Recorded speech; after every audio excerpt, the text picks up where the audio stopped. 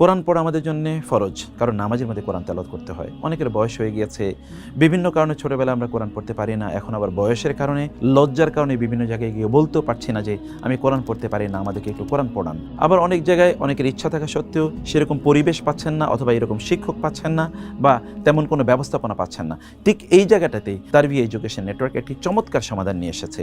তা হচ্ছে কায়দা নুরানিয়া ফর এল্ডার্স, অর্থাৎ যারা একটু বয়স্ক যারা রয়েছেন তাদের জন্য কায়দা নুরানিয়া, নুরানি পদ্ধতিতে কায়দা শেখানোর মাধ্যমে তারপরে কোরআন শেখানোর এই আয়োজনটি করা।